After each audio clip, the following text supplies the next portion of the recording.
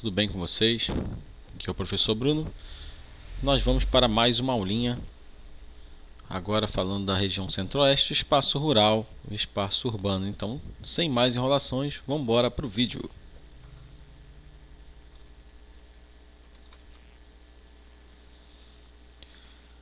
Então tá aí, galera, espaço urbano, região centro-oeste. Então nós já temos aqui como destaque 4 capitais de cada estado, incluindo ela, a Brasília, que foi construída em 1960 e num lugar onde para se morar seria muito difícil. Por quê? Um lugar extremamente seco, uma baixa umidade do ar, o que promove a dificuldade de se respirar. Então Brasília foi uma cidade que também foi uma estratégia política, né, e geopolítica. Quando a gente fala de geopolítica, a gente está falando do território, né, como esse território ele é ocupado, como ele é criado, como ele é modificado. Tá? Então, quando a gente fala em geopolítica, nós estamos falando de modificação em território. E quando eu falo em modificação de território, eu estou falando de qualquer território de qualquer país.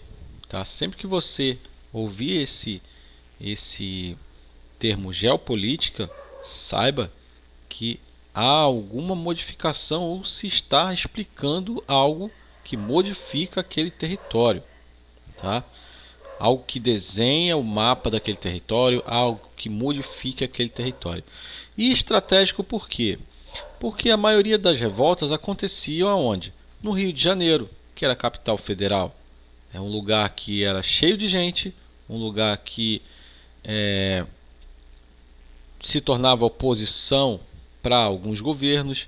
Então, Brasília foi construída num local onde as grandes massas de pessoas, né, do Brasil inteiro teriam um pouco de dificuldade de se juntar e acabar indo até aquele local para fazer alguma reclamação, alguma reivindicação, alguma revolta, algum tipo de confronto. Tá? Então foi estratégico essa questão de implantar Brasília no meio do país. E também uma questão geopolítica, porque implantou a capital no centro do país. Mesmo se aquele local não teria as condições para se ter uma vida normal. Tá? Então foi criado lá o Lago Paranoá, que é um lago bem grande, tá? Uma abertura. Ele é artificial, ele não é natural, tá? Ele foi feito. E a água da chuva e das pequenas vertentes de rios, né, córregos, foram alimentando normalmente aquele lago ali. O lago ele cria um ambiente que a gente chama de ambiente de amenidade, ou seja, ele vai cumprir a função de natureza. Ele não existia ali, mas ele vai cumprir a função de tornar a umidade do ar mais propícia à vida humana, as pessoas sobreviverem naquela área ali, ter uma umidade e poderem respirar um pouco melhor. Nosso textinho aqui do lado fala um pouco disso. Aqui a gente tem a imagem do Lago Paranoá, a ponte, né, que atravessa o lago para a cidade de Brasília.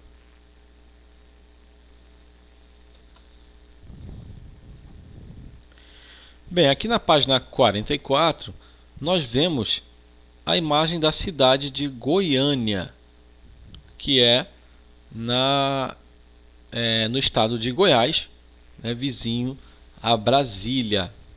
Tá? Para quem não sabe, Brasília fica dentro do estado de Goiás e Goiânia é a cidade, a capital de Goiás. Tá? Brasília é como se fosse um estado, distrito federal, mas fica dentro do território de Goiás. Vamos lá. Então nós temos um destaque aqui que é importante, a quantidade de pessoas por quilômetro quadrado em Goiânia. É bastante gente, 450 habitantes por quilômetro quadrado, e um IDH, Índice de Desenvolvimento Humano, A gente vai aprender isso no oitavo ano, porém a gente pode falar um pouquinho, né? O IDH ele vai levar em conta ali as possibilidades de expectativa de vida das pessoas, ou seja,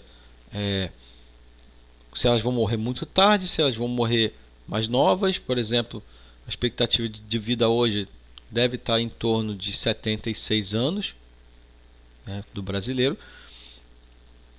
E também vai levar em conta o grau de escolarização, tá, de educação das pessoas, também o grau de saúde.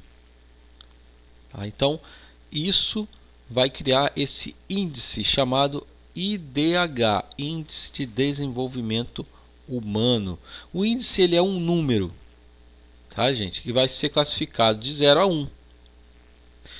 Essa classificação vai servir para cada estado, para cada cidade, para cada país no mundo inteiro. Tá? Foi criado pela ONU, Organização das Nações Unidas. Então tá aqui, galera. O IDH de Goiânia, no caso, ele é 8,824. Ele está próximo a 1. Então ele é um IDH bom, um IDH alto. Quer dizer que todas as pessoas vai estar bem de saúde, vai estar bem escolarizada, não vai ter analfabeto? Não. Esse índice ele é criado através de uma média. Então ele meio que rejeita, né, aquela porcentagem de pessoas que não estão alfabetizadas, ou têm problemas de saúde, ou morrem cedo. Então esse índice ele fica ele é como se fosse uma média, tá? Mas está aqui, ó. Quanto mais próximo de 1, melhor é a situação da cidade.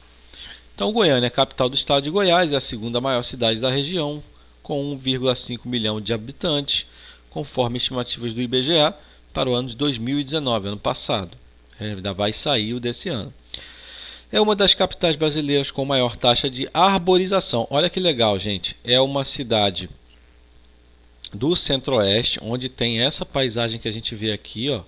Porém, se eles quiserem ter um ambiente onde eles possam respirar melhor, né, na temporada seca, eles precisam que se tenha árvores e algum espelho d'água, ou seja, o Lago Paranoá aqui, como a gente viu, né, alguns rios. Por quê? Porque a umidade baixa muito no inverno, tá? O inverno deles aqui é seco, beleza? E tem aqui, no caso aqui o IDH é o de Brasília, tá? 8,824. Desculpa, a gente está falando de Brasília aqui, tá? O IDH 8,824. O IDH aqui de Goiânia, né, não fica muito longe, fica aqui, ó, 0,799, tá? Então é considerado um IDH alto, né? O índice de desenvolvimento das pessoas é alto. Vamos lá então para a próxima.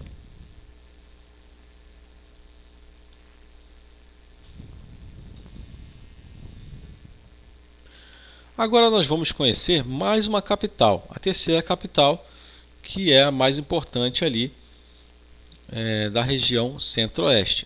Está no estado do Mato Grosso do Sul, né, a cidade de Campo Grande.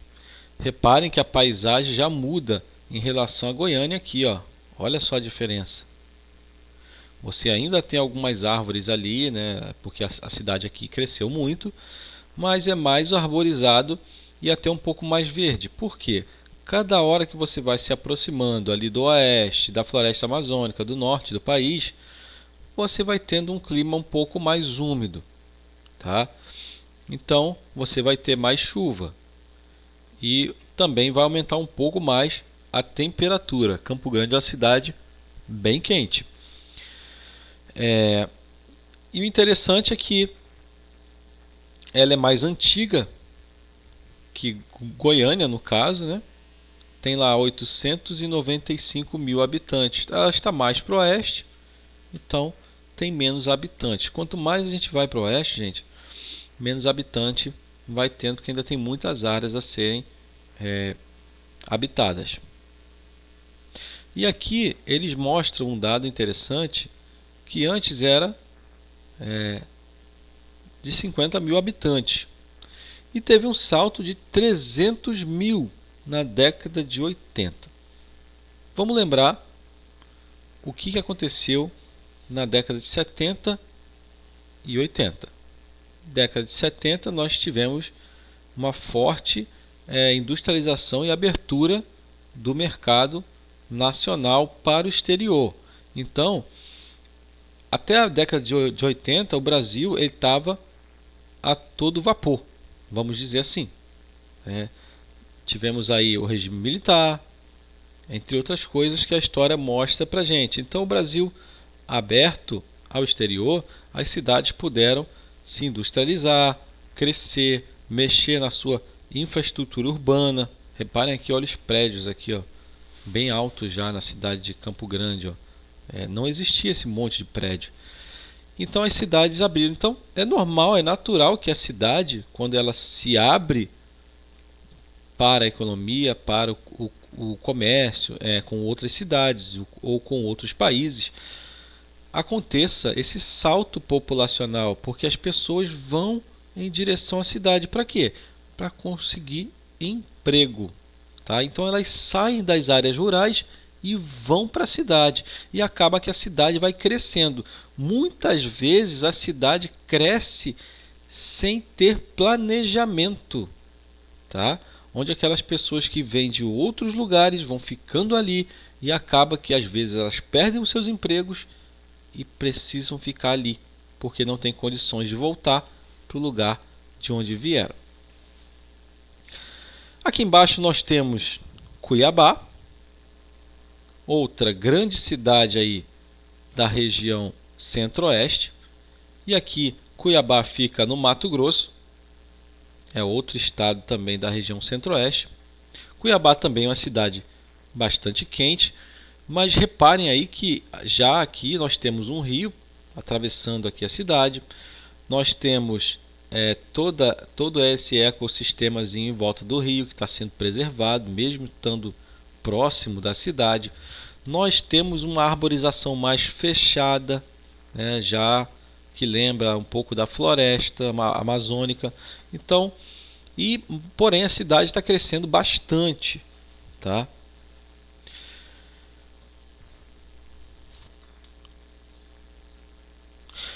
Porém, esse crescimento não é tão grande igual o das outras cidades, visto que ela está lá um pouco mais para o norte e para o oeste do Brasil. Tá? Então ela não vai crescer com tanta velocidade. São 610 mil habitantes. As redes de estrada também não são muito boas para Cuiabá.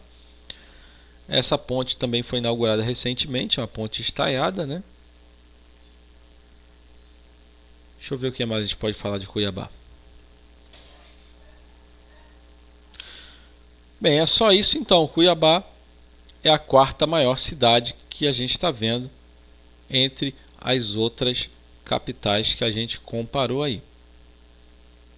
Vamos olhar um pouquinho mais das imagens. Ó. Aqui Brasília,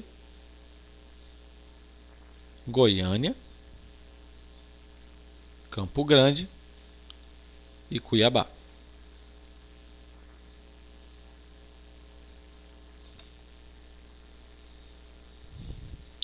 Agora nós vamos falar um pouco do espaço rural, que é bem importante ali na região centro-oeste. Bem, o prof já tinha falado aqui da questão do êxodo rural, onde as pessoas saem da cidade e vão em direção ali os centros urbanos para conseguir emprego. Essa foi uma das mudanças que aconteceu no espaço rural da região centro-oeste. Tá? Muita gente saiu do rural e foi em direção às cidades em busca de emprego. Bem, o espaço da região centro-oeste ele é mais integrado hoje, tá? Com as outras regiões do Brasil por conta dos aeroportos, né? E das hidrovias que existem, né? Hidrovias do transporte por barco. Outra coisa interessante, no caso aqui, os aeroportos e as hidrovias, eles encurtaram as distâncias, ou seja, um produto que você vende hoje da região centro-oeste ou você compra, ele chega muito mais rápido do que chegava antes em outro lugar, tá? Só que ainda tem problemas com a questão do transporte rodoviário. O centro-oeste, ele é uma região que é o seguinte, é o maior produtor de carne bovina do Brasil, tá? Porém, a região centro-oeste tem lá uma dificuldade em retirar essa produção e levar para outros estados, por causa das condições das estradas que são muito ruins. Aqui tem um gráfico para gente que é interessante. Esse gráfico aqui mostra os rebanhos bovinos, né? Produção de bovinos nas regiões do Brasil. Então nós vemos aqui o Nordeste com 13%, o Norte com 22%. No caso ali tem a questão da floresta amazônica, que é preservada, então você não pode ficar desmatando. Tem o Sul do Brasil com 12,5%, tem o Sudeste com 17,5% e tem o Centro-Oeste com grande espaço para se ter aí um rebanho bem grande, né? Porque são áreas mais retas, né? E que são propícias para esse tipo de pecuária.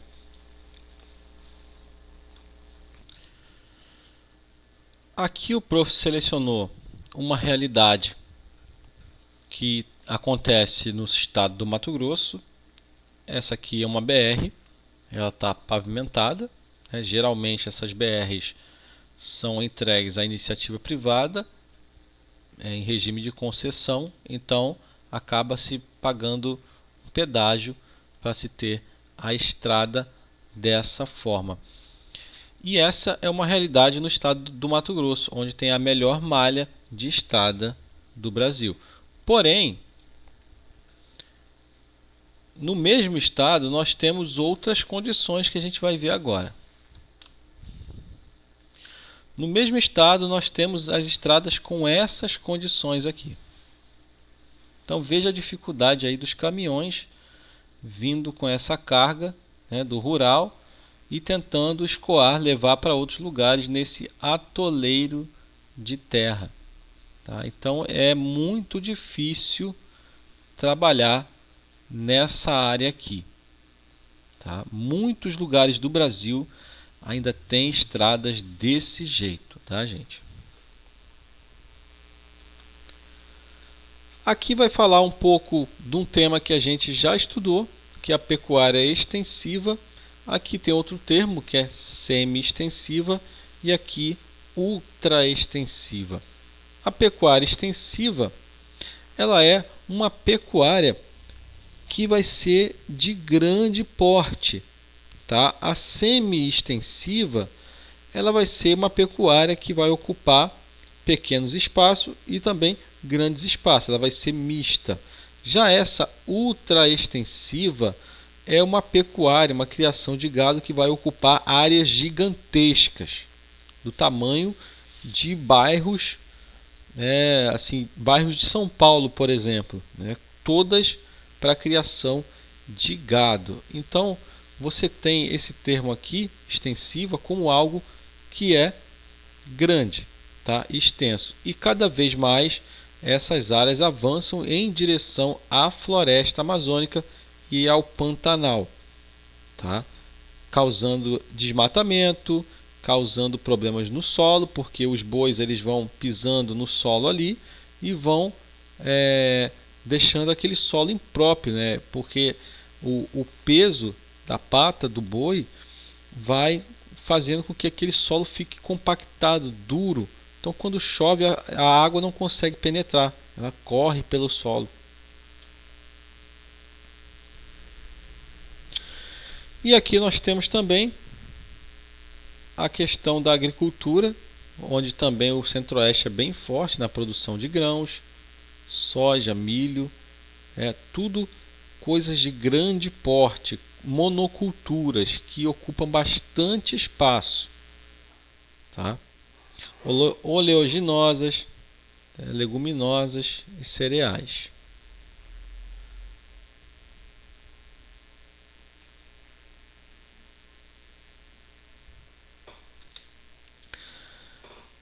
Aqui o nosso texto vai lembrar para a gente, que a gente já estudou um pouquinho, sobre a agricultura familiar e essa agricultura mais expansiva, que é a monocultura. A agricultura familiar ela corresponde ao maior número de estabelecimentos agrícolas, porém não ocupam 10% da área total das terras dos estados na região centro-oeste. Tá? Então a agricultura familiar, apesar de ser pequena, ela é que vai garantir o trabalho de muita gente e a nossa alimentação diária. Aqui também mostra o problema da degradação do ambiente do cerrado. Tá? Aqui você vê a faixinha do cerrado. Ó. Aqui deve ter algum córrego, algum rio que é protegido, mas olha só a faixa que deixaram, né, para esse pequeno córrego aqui. E o resto tudo plantação. Então isso acaba degradando os ambientes.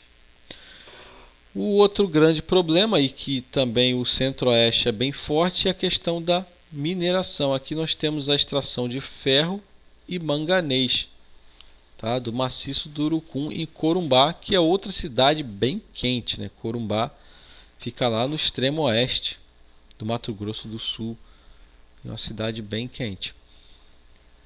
Então aqui você vai ter a retirada, a extração desse material, principalmente no município de Catalão, tá? Então vai ter aí uma participação na economia rural, a questão da mineração. Nesse trechinho aqui podemos ver a preocupação, né, com a proteção desses ambientes, tá? Com a preocupação com o topo, as encostas dos morros, as margens dos rios, nascente, né, além da reserva legal. Isso faz com que a gente tenha mais possibilidade de usar o solo de uma maneira sustentável, tá? De uma maneira que ele se recupere, de uma maneira que a gente não polua. Porém, existe também a questão do crescimento da população. Quanto mais a gente vai tirando essa capa verde da floresta ou do cerrado, no caso aqui, nós abrimos espaços para construção de novas cidades, de novos espaços onde as pessoas vão se alocar. Tá? E aí, esse aumento de população também tem que ser acompanhado da urbanização de forma sustentável. Aqui fala também que no espaço rural o crescimento da população não foi diferente, tá? Assim como as cidades grandes se criaram no rural a partir da hora que a tecnologia chegou no rural, né, com a mineração, a criação de gado, as atividades agrícolas maiores, né, como as monoculturas, as pessoas também tiveram aí um aumento na sua população, tá? Então precisa-se ter essa consciência de sustentabilidade para que a gente possa usar o solo, usar a natureza a nosso favor.